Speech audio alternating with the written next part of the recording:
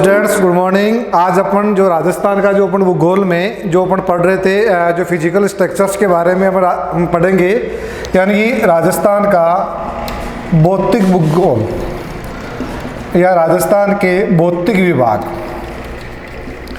यानी कि राजस्थान का जो फिजिकल जो स्ट्रक्चर्स हैं, राजस्थान की जो धरातली जो बनावट हैं वो किस प्रकार की हैं, उसके बारे में अपन आज अध्ययन करेंगे। ये अपना राजस्थान का जो मानचित्र है, इस मानचित्र में मुख्य रूप से राजस्थान का जो भौतिक विभाग है उसको 4 भागों में बांटा गया है।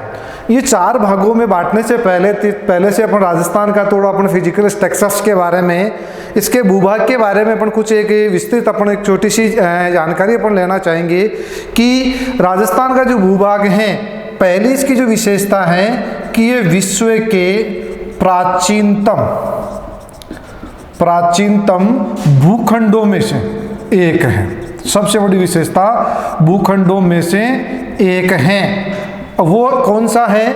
यानी कि राजस्थान का जो अपने जो फिजिकल अपने पास में जो अपने ज्योग्राफी में जैसे अपन बात करते हैं, अपने पास में विज्ञान का जो महाद्वीप विस्थापन सिद्धांत था, उसके अनुसार शुरुआत में जो पृथ्वी थी एक गोल भूआकृति थी। उसके बाद में इसका जो अपने पास में इयोसीन काल, प्लेस्टोसीन, कार्बोनिफेरस जो काल था, उसमें इसमें 2 भागों में इसका जो डिवाइडेशन हुआ था, और उसमें ऊपर वाला अपने पास में जो अंगारा लैंड था और नीचे वाला जो भाग था वो गोंडवाना लैंड था। यानी कि यहाँ से अपन शुरू करते हैं तो राजस्थान जो है इस अंगारा लैंड का पार्ट है। तो इसको अपन थोड़ा सा देख लेते हैं कैसे कि राजस्थान विश्व के जो प्राचीनतम भूखंडों में से एक है। ये जो है विश्व जब प्राचीन समय में 2 भागों में बटा हुआ था, जो विश्व का जो भूभाग 2 भागों में बटा था, अंगारा लैंड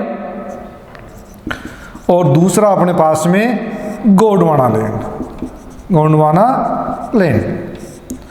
ये जो बटा हुआ था, यानी कि अपन कह सकते हैं इयोसीन व प्लेटिस्टोसीन काल। ये इस काल की अपन बात करें, इस समय की अपन बात करें कि गोंडवाना लैंड और जो अपने पास में अंगारा लैंड बटा हुआ था, इन दोनों के मध्य, यानी गोंडवाना लैंड और अंगारा लैंड के मध्य एक टेथिस जो सागर हुआ करता था। कौन सा सागर?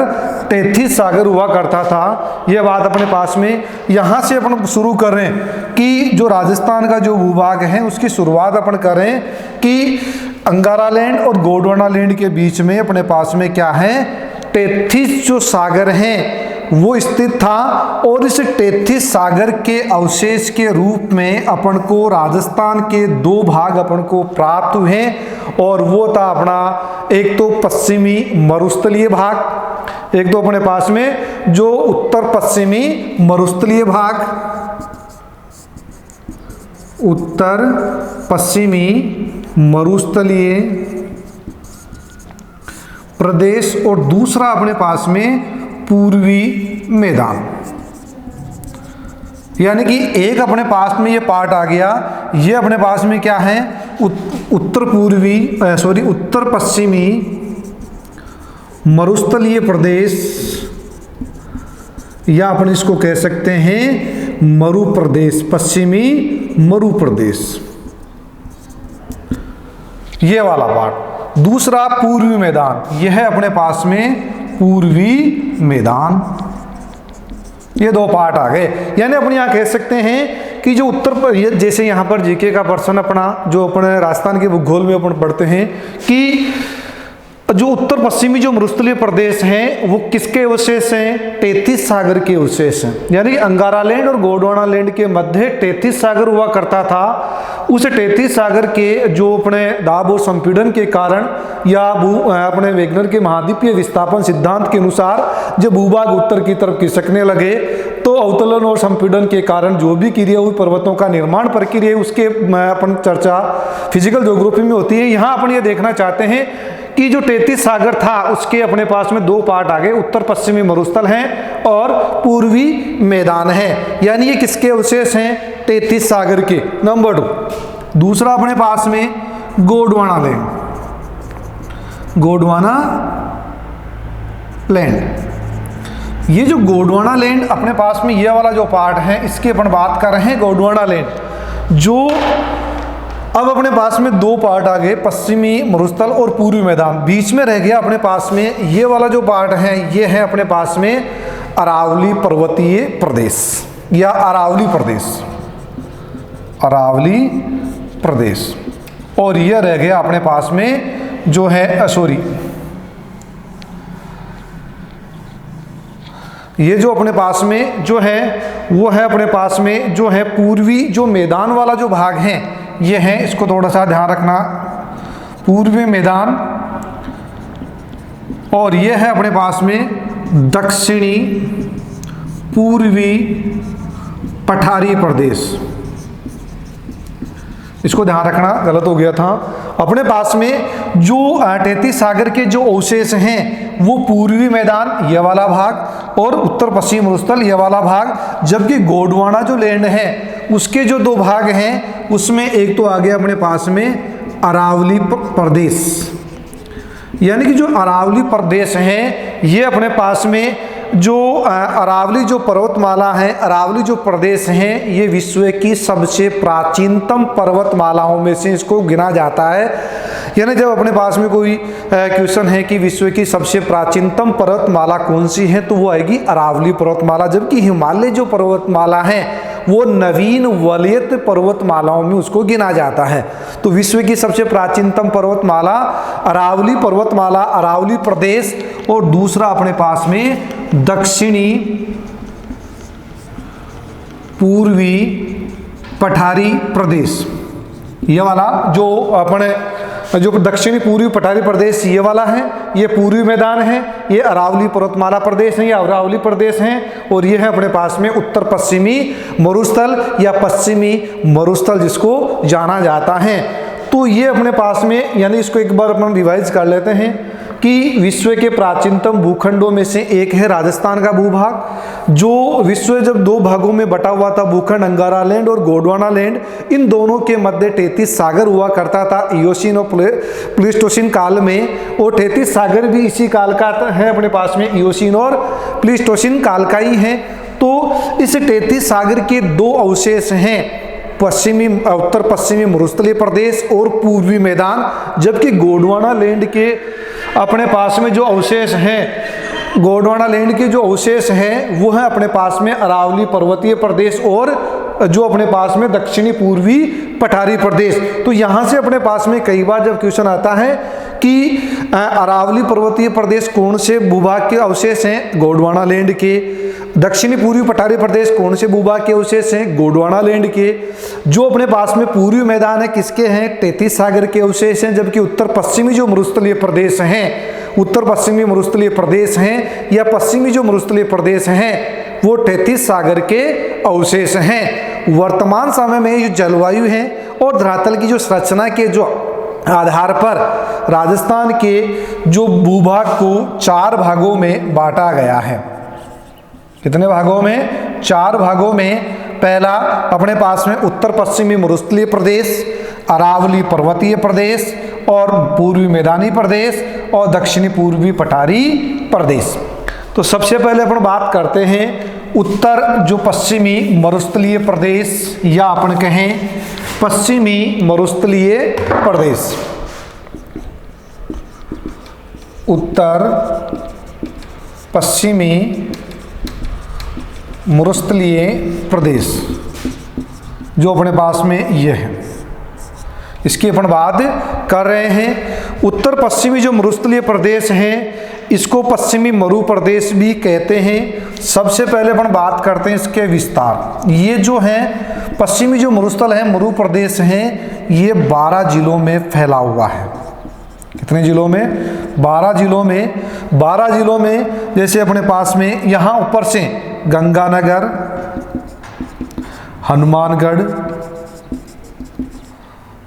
हनुमानगढ़, उधर चूरू, सिक्कर, झुंझुनू, चूरू, सिक्कर और झुंझुनू तक। उसके बाद में इधर गंगानगर के नीचे अपने पास में बीकानेर, जैसलमेर,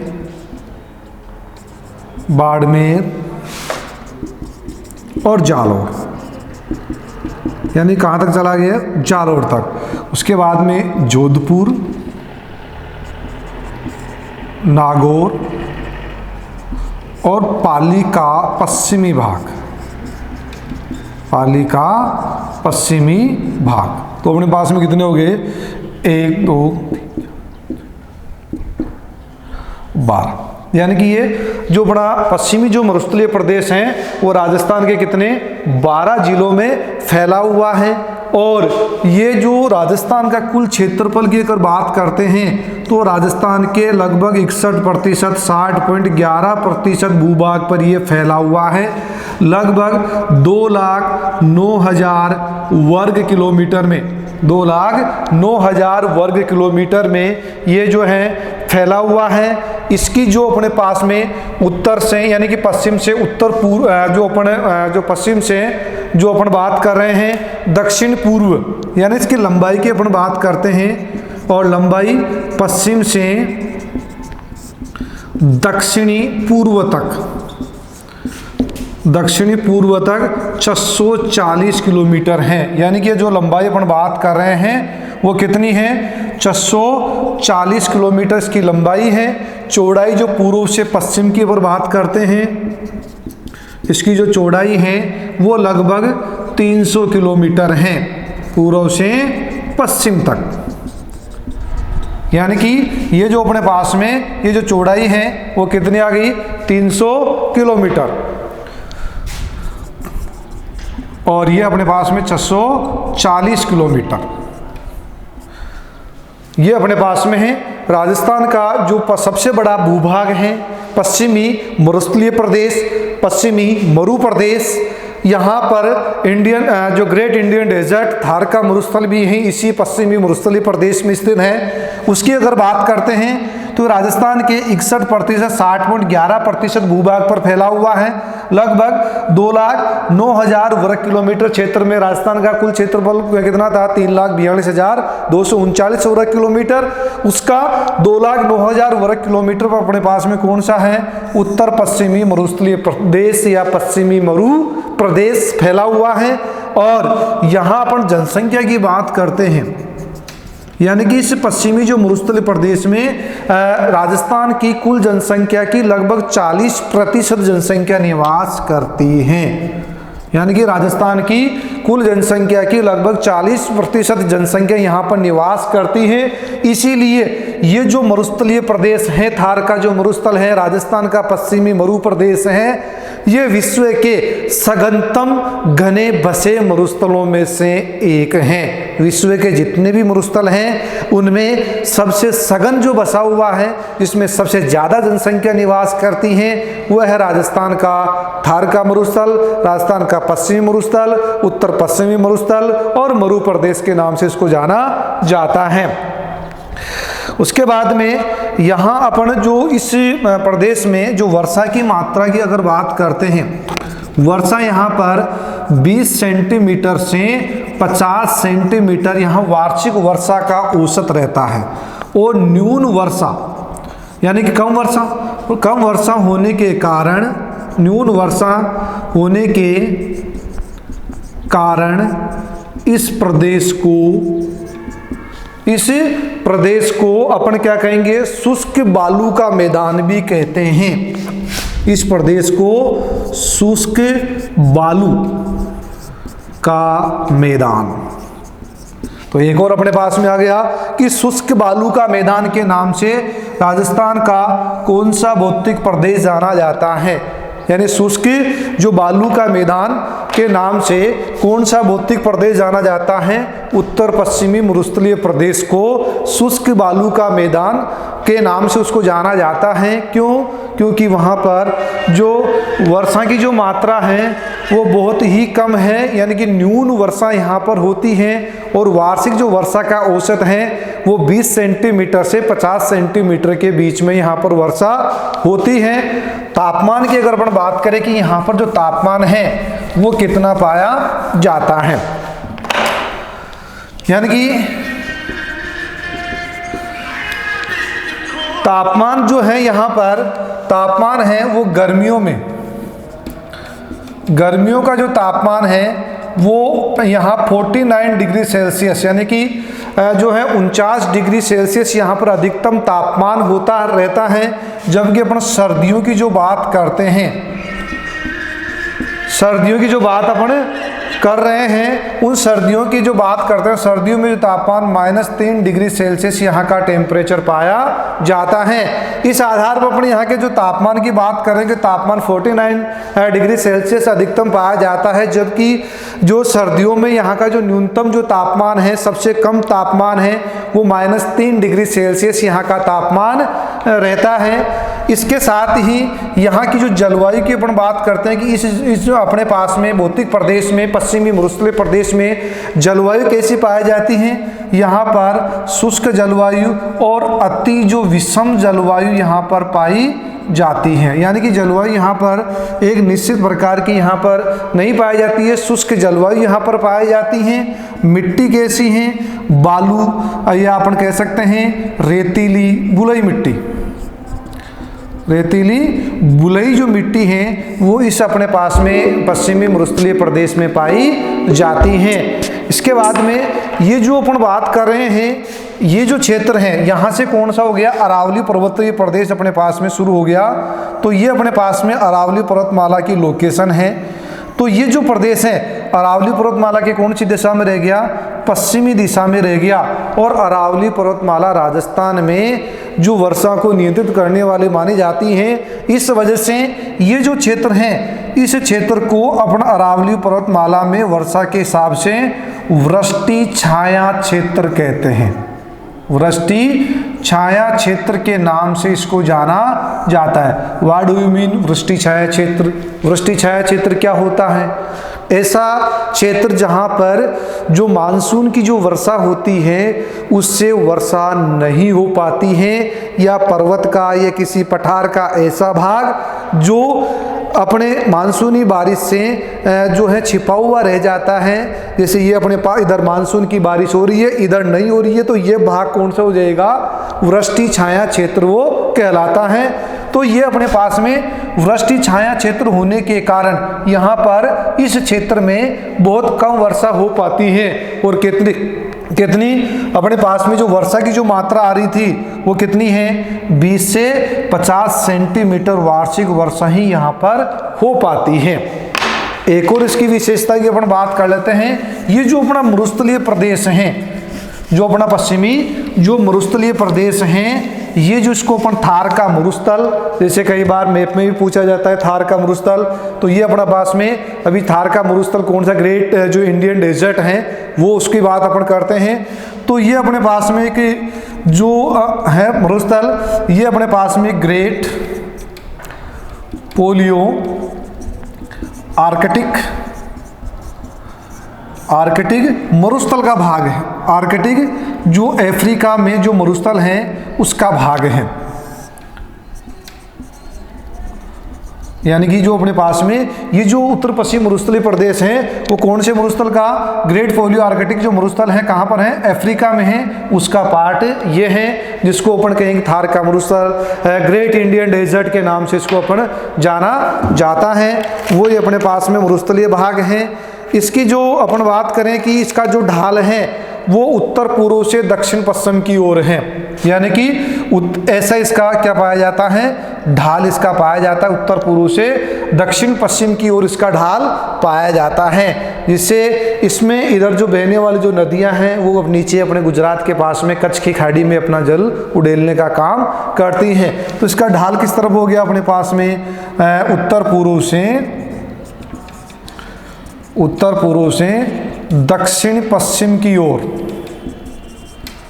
दक्षिणी पश्चिम की ओर इसका ढाल पाया जाता है। इसके बाद में इसकी जो समुद्र तल से जो औसत ऊंचाई है, समुद्र तल से औसत जो ऊंचाई है वो है अपने पास में 200 मीटर से 300 मीटर तक इसकी समुद्र तल से।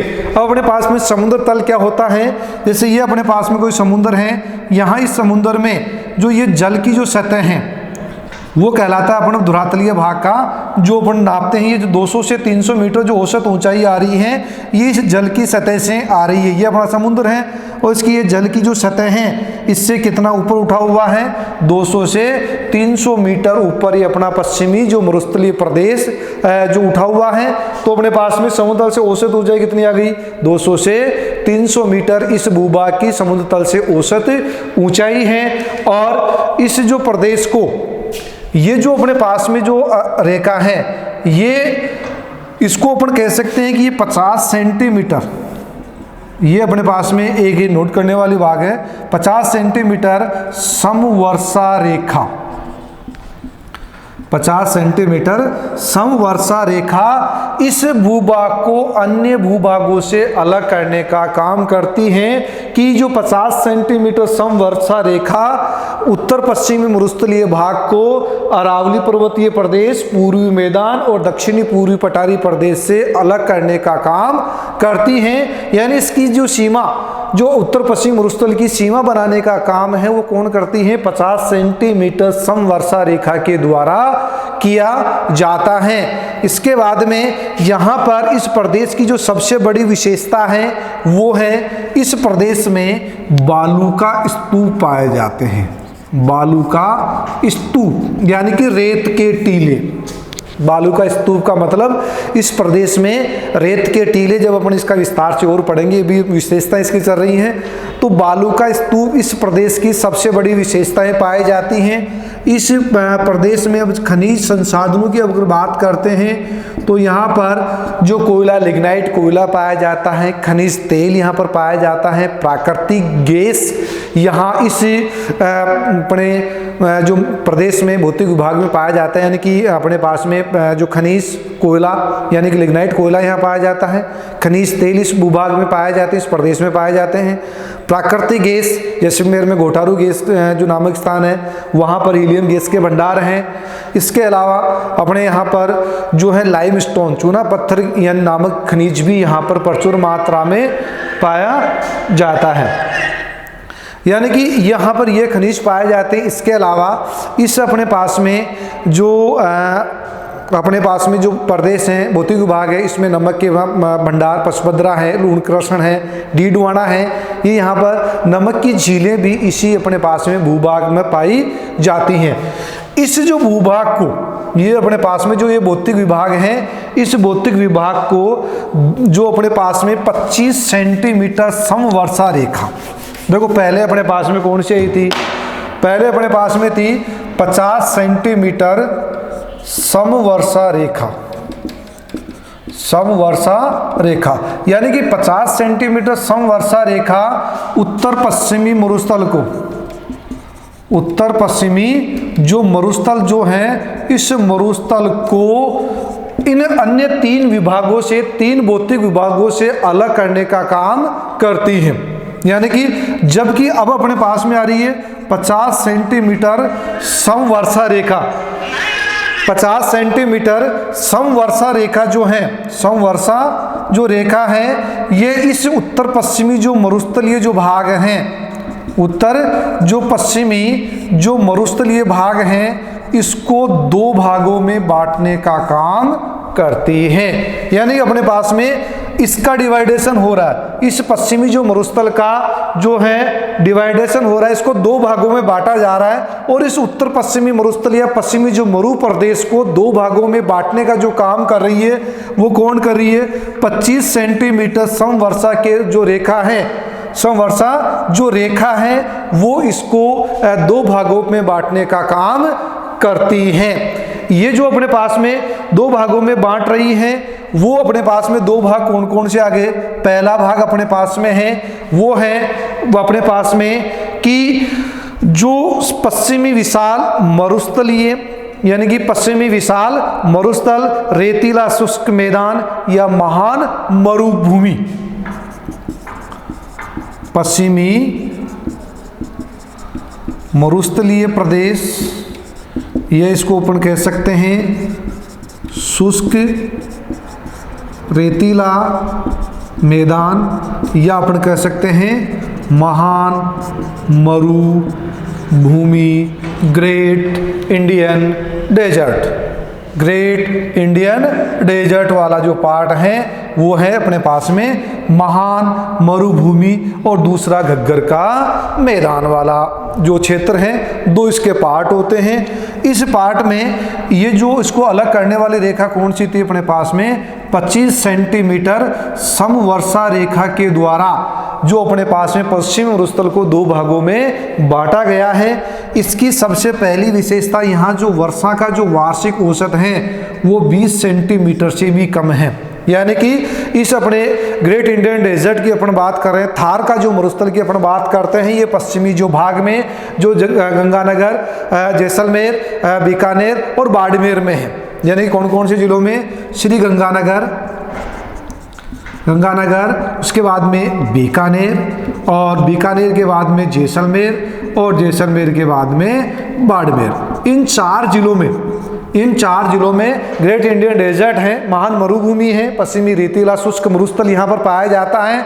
और यहाँ पर जो वर्षा की जो औसत है वो कितनी है, 20 सेंटीमीटर वार्षिक वर्षा यहाँ पर होती है। इस जो भूभाग को भी मुख्य रूप से दो भागों में बांटा गया है। यानी कि पश्चिमी जो मरुस्थलीय प्रदेश हैं या शुष्क रेतीला मैदान है उस या महान मरुभूमि है उसको दो भागों में बांटा गया है। और पहला जो भाग है वो आगे अपना पश्चिमी जो मरुस्थलीय प्रदेश है, ये जो पश्चिमी जो मरुस्थलीय प्रदेश है उसको बालू का स्तूप युक्त, इसको भी कितने भागों में बांट दिया अपन ने, दो भागों में अपन ने बांट दिया। पहला विशाल बालू का स्तूप मरुस्थलीय प्रदेश, यानी कि ऐसा प्रदेश जहां पर बालू का स्तूप यानी बहुत रेत के टीले पाए जाते हैं जो स्थानांतरित होते रहते हैं हवा के साथ अपरदन के द्वारा एक स्थान से दूसरे स्थान पर गतिशील होते रहते हैं। इनकी चर्चा अपन आगे करेंगे। तो पहला पार्ट अपने पास में कौन सा आ गया, विशाल बालू का स्तूप। दूसरा इसका जो पार्ट है वो है अपने पास में बालू का स्तूप रहित, यानी कि मुक्त, इसको अपन कह सकते हैं कि ऐसा जो अपने पास में भूभाग जिसमें बालू का स्तूप नहीं पाए जाते हैं वो प्रदेश आ गया। यह अपने पास में है। यानी कि पश्चिमी जो मरुस्थलीय प्रदेश हैं उसको भी कितने भागों में बांट दिया अपन ने, दो भागों में। यानी जो महान मरुभूमि है ग्रेट इंडियन डेजर्ट है, थार का जो मरुस्थल है उसको दो भागों में अपन ने बांट दिया, जो कितने जिलों में फैला हुआ है, 4 जिलों में। महान मरुभूमि कितने जिलों में, 4 जिलों में। श्री गंगानगर यानी गंगानगर, बीकानेर, जैसलमेर और बाड़मेर। गंगानगर, बीकानेर, जैसलमेर और बाड़मेर वाला जो क्षेत्र है यहाँ पर इस क्षेत्र में महान मरुभूमि ग्रेट इंडियन डेजर्ट थार का मरुस्थल जो मैप में भी आता है ये अपने पास में इस क्षेत्र में फैला हुआ है। और इसको अपन ने दो भागों में बांट दिया, विशाल बालू का स्तूप वाला मरुस्थलीय प्रदेश और दूसरा बालू का स्तूप रहित मुक्त, यानी कि जिसमें बालू का स्तूप यानी रेत के टीले नहीं पाए जाते हैं। इस प्रदेश की जो यहाँ पर एक और अपन विशेषताओं की बात करते हैं, यहाँ पर जैसलमेर में सबसे पुराना जीवाश्म पार्क आकल वुड फॉसिल पार्क पाया जाता है। जैसलमेर में कौन सा, आकल वुड फॉसिल पार्क पाया जाता है। इस प्रदेश की सबसे मुख्य नदी है वो है लूणी नदी, यानी कि उत्तर पश्चिमी जो प्रदेश है मरुस्थलीय प्रदेश हैं उसकी जो मुख्य नदी है वो कौन सी नदी है, लूणी नदी है। और ये लूणी नदी कहाँ से निकलती है, अजमेर जिले से।